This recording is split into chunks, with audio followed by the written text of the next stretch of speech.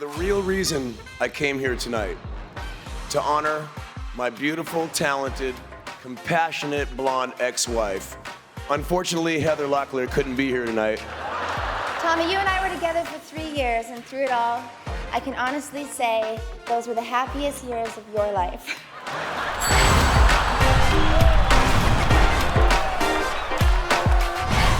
Now, I don't really know Pam personally, but I'll never forget the first time I saw her asshole.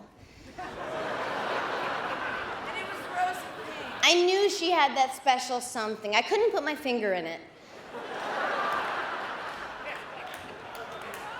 She's gorgeous, of course, you know, but even she'll admit that it takes work, you know? I mean, she literally spends hours primping and waxing and bleaching, but enough about her asshole. Let's talk about, say, her vagina. It's the only way you can tell a woman's true hair color. And lucky for you, I actually caught a glimpse of it backstage while she was changing, and her true hair color, bald. Totally bald.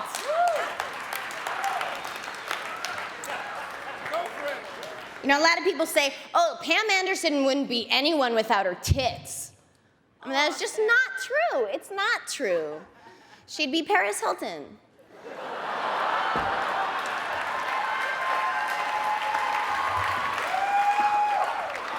But we're here for Pam, who is an amazing, special, gorgeous, and kind person who's only here because of a huge donation that Comedy Central agreed to give to PETA, where she works. And she's amazing, especially her work with the one-eyed trouser snake, which she did a few years ago. She actually, she made a video, actually, where she cradled it in her arms and actually nursed it back to life with her mouth. All that, and she still has time to suck Tommy Lee's cock on a yacht in St. Bart's. God bless you, Pamela. I want to thank Jimmy, Adam, Greg, Nick, Andy, and everyone else in the room that Sarah Silverman has fucked.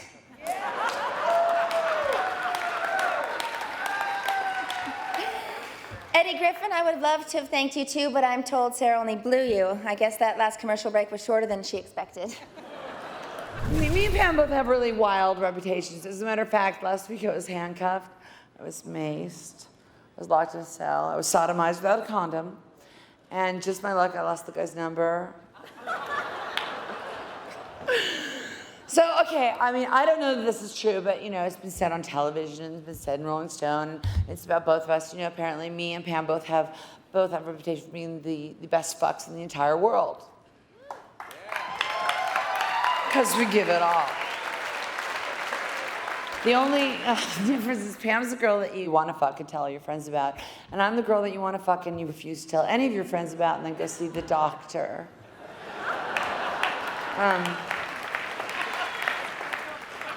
And Pam's my real friend. This isn't like a joke roast. Like, I'm here giving my rock cred, all right? My, like, knock on wood, never had a bad review, rock cred to Pam Anderson because I actually totally love her. And we are really, really close. And Pam and I have our differences. She falls in love with musicians. I fall in love with good musicians. But no matter how much we disagree, I can't stay mad at her. The other day, she sat on my sunglasses and she broke them, but it was my fault. I was wearing them at the time. And when it comes to drugs, you know, me and Pam are total opposites. I have to pay for mine. Well, I can't believe my friend Courtney Love is here doing stand-up comedy. This is great. I mean, I know she could do comedy, I just didn't know she could stand up.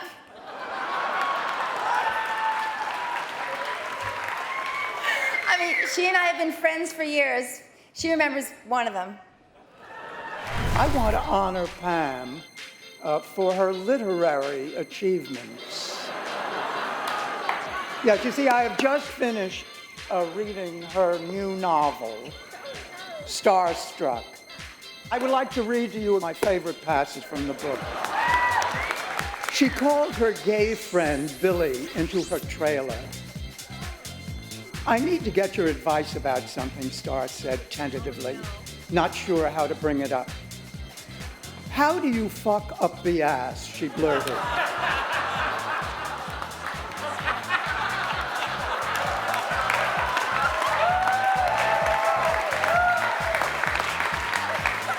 Billy forged ahead. Easy in, and then wait. And he'll love it if you squeeze your cheeks together. You know, like you're trying to hold a fart. Bea, I want to thank you for reading my book. My publicist was right. It does sound much sexier in a man's voice. We are here tonight, of course, to honor Pamela Anderson, who showed us just how far a woman can go when she believes in herself and gets a pair of volleyball-sized breast implants. That's right. Miss Anderson is an actress, a model, a writer, a producer. I think for a while she was a hooker. 14 years ago, Pamela Anderson joined the cast of Home Improvement, and before that, we were still beating off to the Cosbys, so... First of all, I want to thank Jimmy Kimmel for hosting. He's been great. Yes, he's been so great. But then again, as a member of PETA, I love anything with beady eyes that can be trained to shit in a box. Pam, the beautiful goddess. Hi, Pam. Pam, I love you, Pam. I've been a fan of yours for so long, but I gotta say, watching you in that sex tape was like a whole new experience for me, because up until then, I'd never seen anyone get gonorrhea before. That was weird. You're a vegetarian, but you have no trouble swallowing a moose cock. You're environmentally conscious, but you've caused more seed to be spilled in the Department of Agriculture. I've been a fan of yours for so long, and I feel terrible that you're gonna get abused here today. Who are these nobodies? Who are these nobodies up here to make fun of you? People like Lisa Lampanelli. I'm sure she's gonna come up here and be mean and fat, but you know what? Fuck her. You've been on the cover of Playboy so many times, and you didn't have to fuck Hugh Hefner to do it. You fucked him anyway, but you didn't have to. That's right. You didn't have to. You're multi-talented, you have a TV show, you're involved in lots of humanitarian causes, you've even written 2 novels, you're busier than Courtney's pharmacist. What's with the books, Pam? You have 2 novels out, 2 novels. You've now written more books than you've read. I love your show, Stacked. It shows your range and it proves to everyone that you can masturbate to a sitcom no matter how unfunny it is. I love it. Stacked. You get it? It's a double entendre. Yeah, you work in a bookstore. There's stacks there, and you're stacked, so we call it Stacked. That's hilarious. I love that. Okay, here's the idea, guys. She works in a jewelry store, and we call it Pearl Necklace. What do you think? You starring in a show about books and reading is like Tom Cruise starring in a show about vaginas. All right. Now, I will say this, Pam. I am seriously a giant fan of yours, and we're gonna make fun of you a lot here, but to get to the level you've gotten is true genius. It really is absolute genius. People cannot help but love you. People can't help but love you. You got unbelievable talent, and you're America's sweetheart. You're a Canadian, but those tits were made in America. Oh, you know what? I forgot Greg Giraldo, but so have the rest of you. This is ironic. I finally meet the girl of my dreams, and I'm shitting on you instead of the other way around.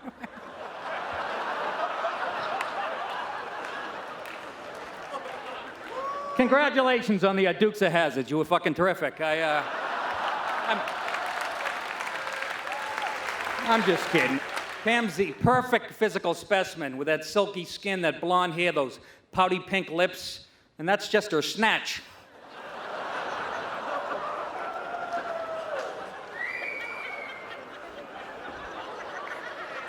Pam's ass is so perfect, I don't think shit comes out of it. I think frozen strawberry yogurt comes out of it. It's in a swirl, it's got sprinkles on it. Pam, if you had dysentery, I'd follow you around for a week with a waffle cone. And boy, do you know how to give great head. But then again, with your acting skills, I guess you have to.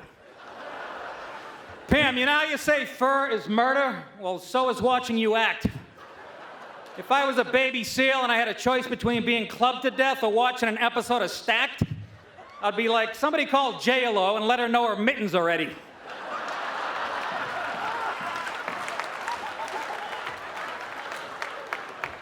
But let's talk about the show that made you famous and my dick crooked, Baywatch. If you only knew how many times that I released in your face, I thought the only way I was gonna recognize you was if I just ran into you after you ate a glazed donut. Seriously, Pam, but seriously, you know what? She's not dumb. She's a great actress. She's fucking beautiful. She's the reason every guy gets up in the morning. I love you to death, Pam. Thank God you came to the United States. Actually, Nick DiPaolo came up to me backstage and told me he was a huge Hole fan. So I introduced him to Lisa Lampanelli.